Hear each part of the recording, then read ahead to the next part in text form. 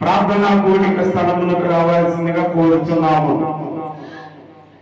ప్రార్థన ద్వారా ఈ కూడికను ప్రార్థన నడిపింపు చేసినందుకు నీకు స్తోత్రాలైనా ప్రభా. సదరి రోజు ఈ యొక్క ఆరాధన కూడికకు నువ్వే అధ్యక్షత వహించి నీ కృపను బట్టి నడిపి అడుగుని నీ కోపడుతున్నావు తండ్రి.